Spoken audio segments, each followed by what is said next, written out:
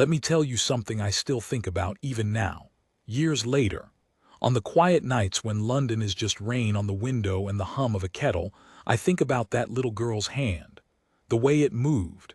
3 small fingers pressed flat against her chest, then a tap, tap, tap above her heart. Nobody else saw it. Hundreds of people, and nobody saw it but me and one man in a red tunic and a tall black hat. But I'm getting ahead of myself. Let me start where it started. It was a Saturday in late June. One of those London mornings that can't quite decide what it wants to be. Gray at first, then a slice of sun, then gray again.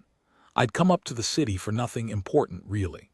My sister had moved into a new flat in Pimlico and I'd promised to help her hang shelves, and I'd done it badly and we'd argued the way siblings do, and I'd walked off to clear my head. That's the truth of it. I wasn't supposed to be near the palace at all. I was just walking off a bad mood. You don't plan to be a witness to anything. It just happens to you. The crowd outside Buckingham Palace was thick that day. There was some event on, I never did find out exactly what, some anniversary, some procession that brought out more people than the usual changing of the guard. The pavements were packed shoulder to shoulder. Tourists with phones held up over their heads. A man near me kept narrating to a camera in a language I didn't recognize, his voice cheerful and loud. Somewhere a child was crying because they'd dropped an ice cream, and the mother was saying, I told you to hold it properly," in that tired way mothers say things. I remember the smell most of all. Hot tarmac, sun cream, diesel from the buses crawling down the mall, and underneath it faint the smell of horses. You always smell the horses before you see them. The barriers were up. The police were out in numbers, more than I'd ever seen for one of these things, though at the time I didn't think much of it. Officers in those high-vis jackets, walking slow, eyes moving. One of them had a dog, a big German shepherd, and the dog kept stopping to sniff at bags and bins, and the officer would crouch and murmur something to it and they'd move on. I watched them go by and I thought nothing of it.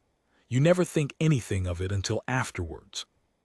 The music started somewhere down the mall. You could feel it before you could hear it properly, that low drum, the kind that goes into your chest. Then the brass. The crowd pressed forward and I got squeezed up against the railing whether I liked it or not. A woman beside me, older in a blue cardigan, grabbed my arm to steady herself and said, "Ooh, sorry love," and laughed, and I laughed too, and that was that. Strangers in a crowd. You're suddenly very close to people you'll never see again. And then they came. I'd seen the guards before, of course. Everyone has, on postcards, on biscuit tins, in films. But there's something different about seeing them in the flesh in a column marching. The red is redder than you expect. The bearskins are taller. And the discipline, that's the thing that gets you. The absolute stillness inside the movement. They march like one creature with 40 legs. Their faces don't move. Their eyes don't move. You can stand right in front of one and shout and wave, and they will look straight through you, as if you're made of glass. People love testing that, by the way. I watched a young lad, maybe 19, 20, do a little dance in front of one of the stationary guards by the gate, pulled faces, made his mates laugh. The guard didn't so much as blink, and the lad eventually got bored and wandered off, and I remember thinking, what a job. To stand there and be poked and prodded and laughed at by tourists all day and never crack, never break. To hold the line no matter what. I didn't know yet how much that would matter. So the procession. The little girl was about 4 people down the railing from me on my left. I noticed her because she was up on her dad's shoulders, and the dad was a tall man, so she was higher than everyone else. A bright yellow raincoat, too warm for the day, but you know how kids are. They decide they're wearing something and that's that. She had dark curls coming out from under the hood. Maybe 7 years old, maybe 8, hard to tell. And she wasn't watching the parade. That's what got me. Everyone was watching the parade. Every single head was turned the same way, like sunflowers following the sun. But this little girl up on her dad's shoulders was looking the other way, looking back into the crowd, looking down toward the corner near the park where the road bent away and the trees started. I followed her eyes. I don't know why. Curiosity, I suppose. When everyone looks one way and one person looks the other, you want to know what they can see that you can't. And there was nothing. At first, just more crowd, a bin, a bicycle chained to a lamppost, a man in a gray jacket standing very still by the trees with a black backpack at his feet, people milling. I looked back at the parade. The drums were close now. The horses' hooves on the road, that lovely sound, like rain on a tin roof but heavier. The brass was so loud you could feel it in your teeth. And then I looked back at the little girl, and she was still staring, still facing the wrong way, and her face had changed. I want to be careful here because memory plays tricks, and over the years I've told this story enough times that I worry I've polished it too smooth. But I swear to you her face had changed. The wonder had gone out of it. A child watching a parade has a particular face, open, lit up, mouth a little bit apart. She didn't have that face anymore. She had a still face, a watching face, a face too old for her. Her dad bounced her a little on his shoulders and pointed at the horses and said something to her, and she didn't respond, didn't even seem to hear him. And then she raised her hand. Now, here's where I have to slow down, because this is the part nobody believes when I tell it, and this is the part I would not believe myself if I hadn't seen it with my own two eyes. The procession had paused. There's a part of these things where the column halts and the officers do their business, the handover, the inspection, all the ceremony of it. And one of the guards had come to a stop more or less directly in the line of sight between me and that little girl. He was facing out toward the crowd the way they do, tall man. You could see a little of his jaw under the strap of the bearskin. Young, I thought, younger than I expected.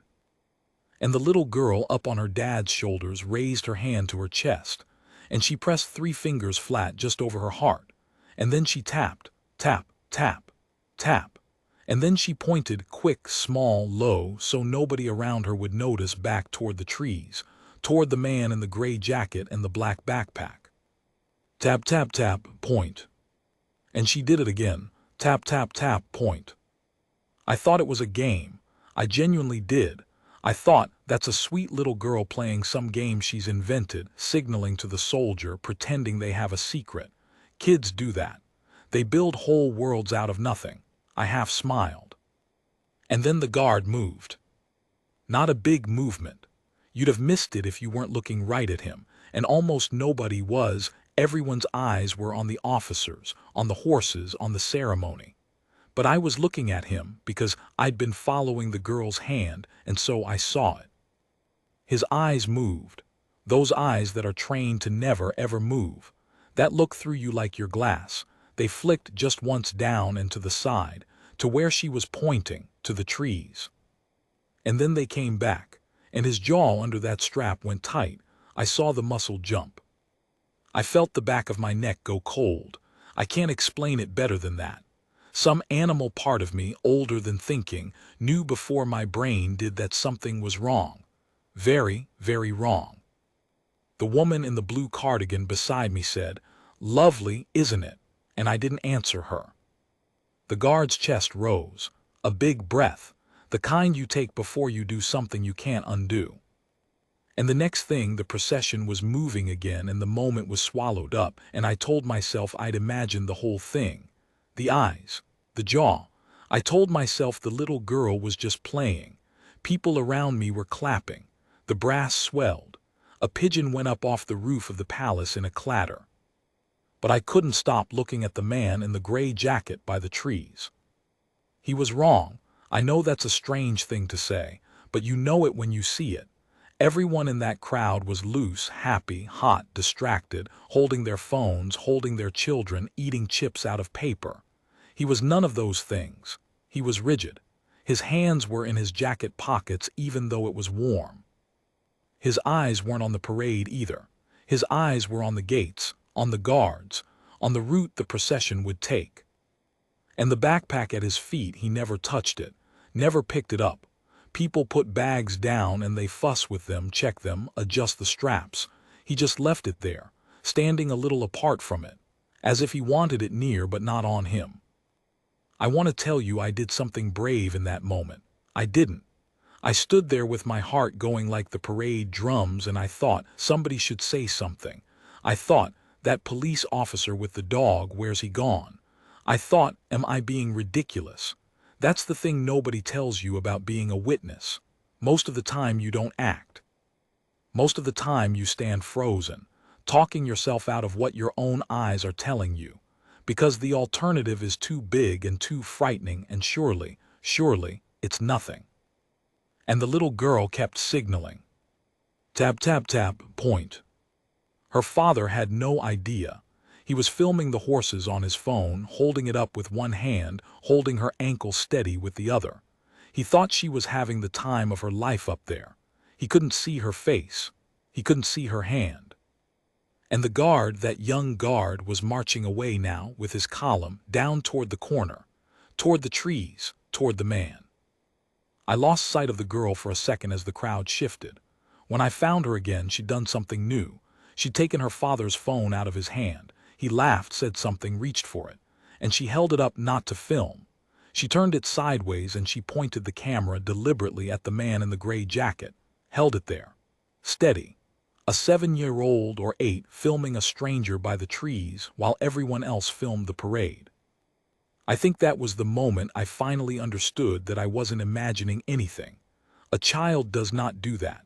A child films the horses. A child films the funny man with the big hat. A child does not single out one quiet stranger in a crowd of thousands and hold a camera on him like a hunter holding still. She knew, somehow that little girl knew. And the guard was nearly at the corner now, nearly at the trees. The drums rolled. The crowd roared. The sun came out from behind a cloud and lit the whole scene up gold, the red tunics blazing, the brass throwing light, and it was so beautiful, and I have never in my life been so frightened in the middle of something so beautiful. I started to push along the railing toward her. I don't know what I meant to do. Ask her, maybe. Ask the dad. Just get closer. Be near. I shoved past the woman in the blue cardigan and she said, "Oi," and I said sorry without looking back. And that's when the young guard, at the head of his column, in front of God and the king's palace, and 10,000 strangers, stopped. Just stopped. He stopped dead in the middle of the procession. And the whole world stopped with him. You have to understand what it means for a guard to stop. These men do not stop. That is the entire point of them. They are the still spine of the whole ceremony. The horses move, the crowd moves, the music swells and falls, the king's business comes and goes, but the guards are the fixed thing. They have stood through rain, through tourists climbing on them, through people screaming in their faces. There's a video, you've probably seen it, where one guard slips on wet cobbles and falls flat in his full kit in front of a laughing crowd, and he gets up and he carries on and his face never changes.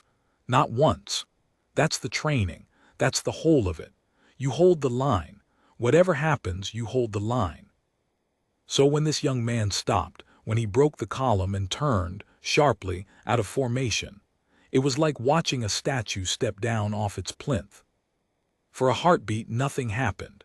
The men behind him kept marching, then faltered, a ripple of confusion going back through the column like a wave hitting a wall.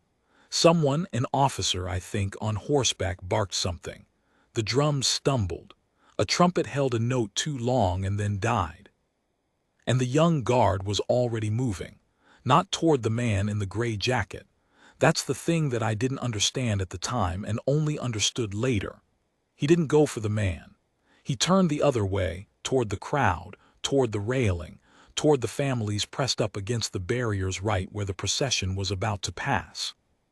And he started shouting. Now I'd never heard a guard speak. I don't think most people ever do. And his voice, God, his voice, it cut through everything. The music, the crowd, all of it.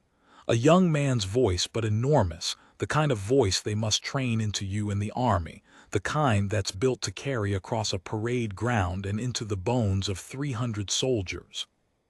Back, he shouted. Move back, away from the railing, now move. And he was gesturing, both arms, big sweeping movements, pushing the air, herding the crowd back the way you'd herd sheep. Nobody moved at first.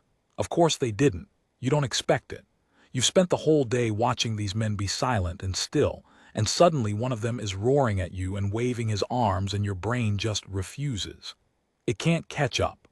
A man near me actually laughed, a nervous little laugh, and lifted his phone to film it, because surely this was part of the show, surely this was some bit of theater. It was not part of the show. The officer on the horse had wheeled around now and he saw, I don't know what he saw, the guard's face maybe, or where the guard was pointing, and his whole manner changed in an instant. And then he was shouting too, and the police were suddenly running, the high-vis jackets converging from 3 directions at once, and the dog was barking, and somewhere a radio was crackling, and the whole beautiful golden ceremony came apart in about 4 seconds flat. "Move back," the young guard kept shouting. "Get the children back, G.O., G.O." And now the crowd understood. Now the fear caught like fire in dry grass. It jumped from person to person faster than you could see. 1 second people were confused and the next they were turning, grabbing each other, grabbing children, and the whole mass of us began to heave backward, away from the trees, away from the corner, away from the man in the gray jacket. Somebody screamed. Then somebody else. The nice orderly rows of tourists became a stampede in the space of a breath. I got knocked sideways, hard. Someone's elbow caught me across the cheekbone and I went down on one knee on the hot pavement, and for a second all I could see was legs, hundreds of legs, and all I could hear was the roar. I thought, this is how people die at these things. Not the bomb, the crowd, the crush. People die in crushes. And then I thought of the little girl. I came up off the pavement looking for the yellow raincoat and I couldn't see it anywhere, and my stomach dropped, and then there. The dad had her down off his shoulders now, had her clamped against his chest with both arms, and he was shoving backward through the crowd with his shoulder, his face white as paper, and she had her arms around his neck and her face turned back over his shoulder, and she was still looking at the trees, at the man. The police reached the man in the gray jacket at the same moment he reached for the backpack. I saw it. I wish I hadn't in a way, and in another way I'm glad I did, because nobody believes the next part either, and I need to have seen it for myself. He bent down, fast, both hands going for the bag. And the first police officer hit him, just hit him. A full-bodied tackle took him clean off his feet and away from the bag. And the 2 of them went down together onto the grass at the edge of the trees. And then there were 3 officers, 4, a pile of them, and the dog was there with its teeth bared and its handler hauling on the lead. And the backpack sat there on the grass, alone, black, ordinary, the most ordinary thing in the world.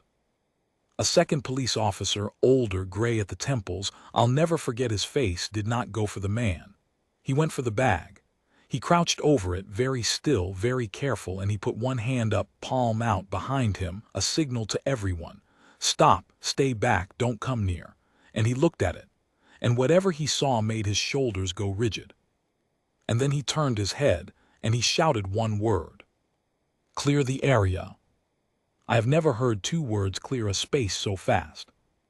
The young guard, our guard, I'd started thinking of him as ours, was still at the railing, still herding people back, and now there were more guards with him, and the officers on horseback were using the horses to make a wall, a moving wall of horseflesh, pushing the crowd back down the mall. And the guard was the last one at the front, the closest to the trees, the closest to the bag. He stood his ground there, arms out, voice gone hoarse now from shouting, making sure every last person got behind him before he moved himself. That's the thing I want you to hold on to. He put himself between the crowd and the bag. A young man, barely more than a boy under all that ceremony, and his every instinct trained for one thing, to hold the line, to not move, to never break, and when the moment came he broke every rule he'd ever been given. He stepped off the plinth. He shouted. He ran. He stood in the place where it was most dangerous to stand so that he could push everyone else away from it. He stood his post, just not the way anyone had ever taught him to. I got pushed back with everyone else. Down past the gates, down the wide road, the whole crowd of us flowing like water finding the low ground. People crying. A woman wailing for a child she'd lost in the crush found him. Thank God, 2 minutes later, but those 2 minutes. A man being sick into a flower bed. The man with the cheerful, loud voice from earlier, the one who'd been narrating to his camera all day, completely silent now, just staring back, his phone hanging forgotten in his hand. And up at the front, getting smaller as we were pushed away, the young guard, standing, the very last one to leave. I lost the little girl in the crowd again. I'm not ashamed to say I looked for that yellow raincoat with something close to desperation, because in that moment she felt like the only solid thing, the only person who'd understood from the start, the one who'd known before any of us. But the crowd was a river and she was gone in it. Then came the part where the world goes quiet. You've maybe felt it if you've ever been near anything like this. There's a moment when the panic stops being noise and becomes silence instead. The crowd had been pushed far enough back. The horses formed their wall. The police got a perimeter up that taped. The cars slewed across the road with their lights going. And then everyone just stopped and waited. And it went so quiet that I could hear my own heart and the distant flap of a flag on the palace roof, and somewhere far off, the first siren. We all stood and looked back toward the trees. The gray-templed officer was still crouched over the bag. A space had cleared around him, 30, 40 meters of empty pavement, the whole bright sunny corner of London suddenly bare. Just him and the bag. I thought, why doesn't he run? Why doesn't he get away from it? And then I understood he was staying with it so the rest of us could get away. Same as the guard. The same impossible courage, the kind that runs toward the thing the body screams at you to run from. And the little girl had started all of it. I keep coming back to that. None of it would have happened. The guard wouldn't have looked, wouldn't have stopped. The crowd wouldn't have moved. The police wouldn't have reached the man before he reached the bag. None of it. If a child up on her father's shoulders hadn't been the one person in 10,000 looking the wrong way. If she hadn't pressed 3 fingers to her heart and tapped, tap, tap, tap, and pointed. I didn't understand the signal yet. That came later. That's part 3, really, what the signal was and where she learned it, and why that young guard understood it when I did not. But standing there in that terrible quiet, watching the officer crouched over the black bag, I understood the only thing that really mattered. That somehow, a little girl in a yellow raincoat had seen what an entire crowd of grown adults had missed. And that one young man, trained his whole career to do nothing, to hold still, to break for nothing on this earth, had chosen, in the space of a heartbeat, to break for her. The siren got louder, then there were many sirens. And then the bomb disposal van came around the corner, slow and heavy and white, and the crowd let out a single sound, a kind of groan, the sound 1,000 people make when the worst thing is confirmed all at once. That bag was real, the threat was real. And we were all alive because of a child's hand and a soldier who stopped. I didn't sleep much that night. I don't think anyone who was there did. The bomb disposal team did their work behind the perimeter where none of us could see, and they kept us back for hours, and the news vans came. And by evening the whole country knew that something had happened near the palace, near Hyde Park, on a sunny Saturday in June. But the news, the way it does, only got the outline of it. A suspicious package. A man arrested. A device made safe. An incident at a royal procession. No injuries. The public urged to stay calm. No injuries. That's what they said. And it was true. And it's the most extraordinary part of the whole thing when you think about what was sitting in that backpack on the grass, 10 meters from where children had been standing. No injuries. They didn't get the rest of it, the news. They didn't get the little girl. They didn't get the signal. They got the guard, a line about a member of the King's Guard who raised the alarm.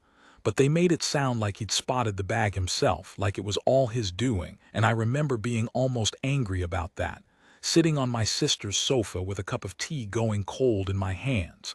Because it wasn't him who spotted it first. It was her.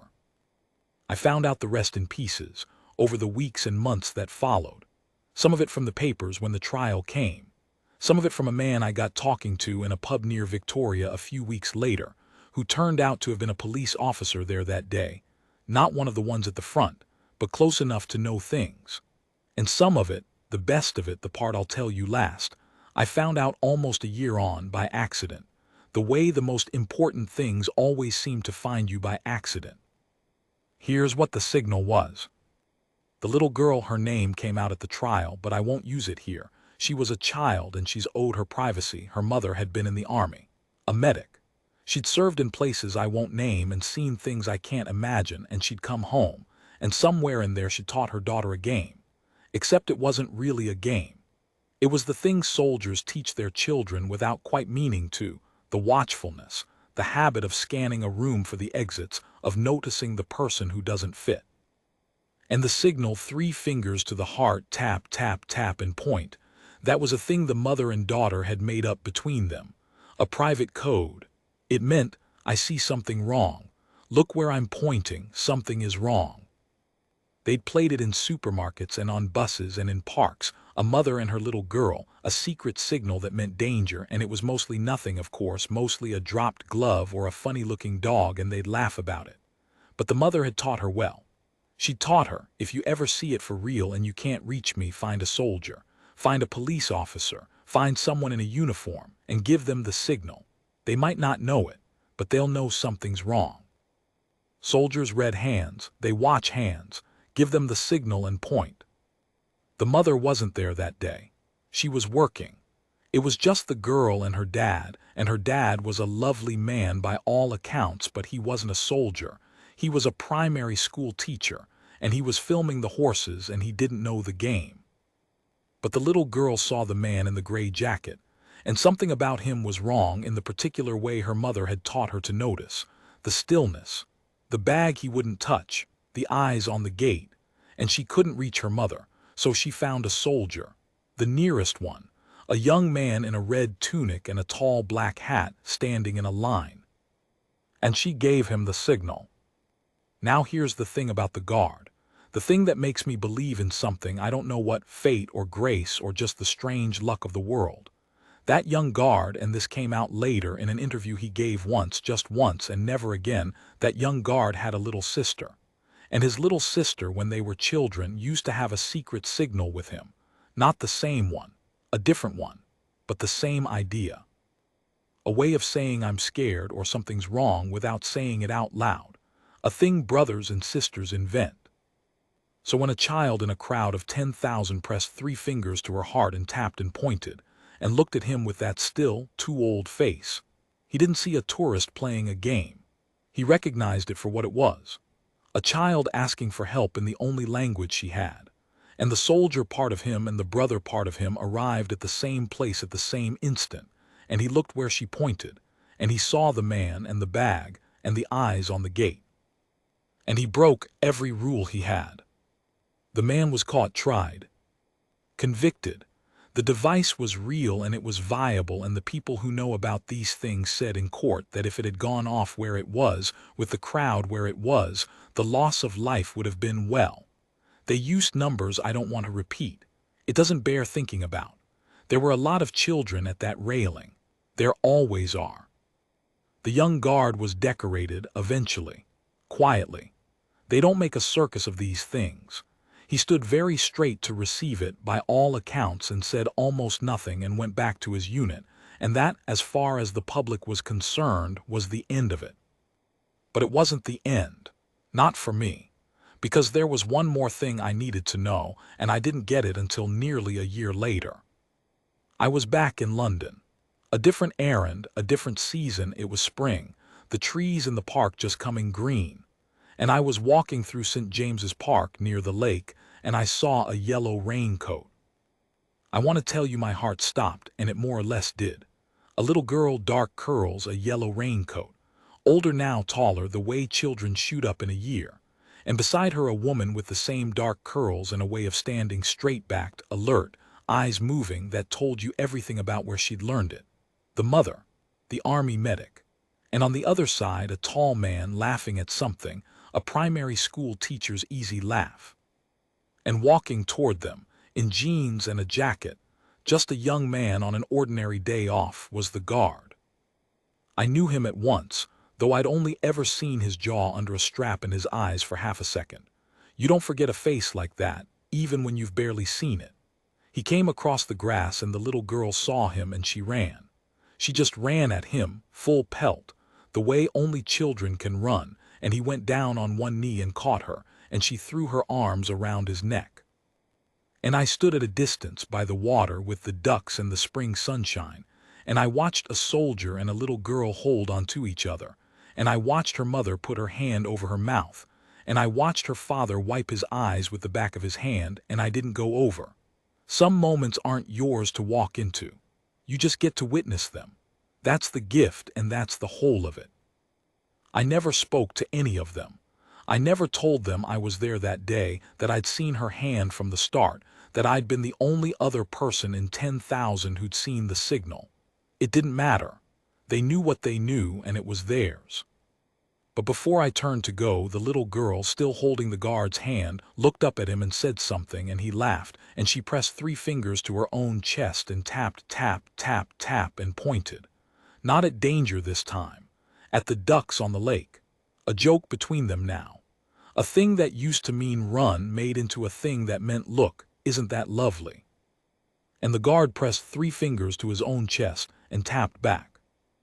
I think about that more than I think about the bag, or the panic, or the disposal van coming round the corner.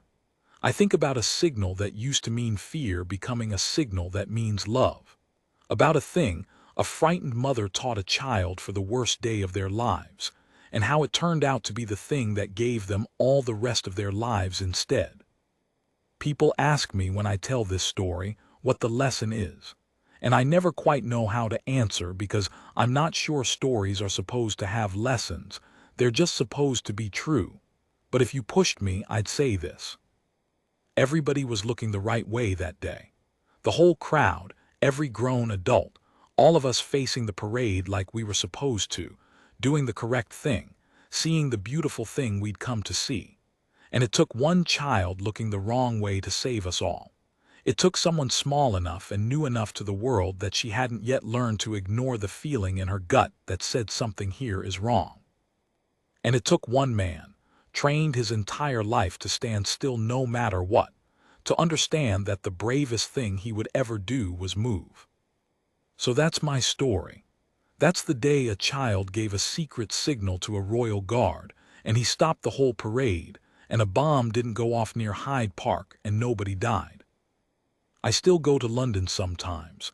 I still walk past the palace when I do, and every single time I find myself doing the same thing. I turn around. I face away from the parade. I look back into the crowd, at the bins and the bicycles and the quiet men standing a little apart from their bags. Just in case there's something to see. She taught me that, the little girl in the yellow raincoat, though she'll never know it. Always look at the one who's looking the wrong way. They might be the only one who can see.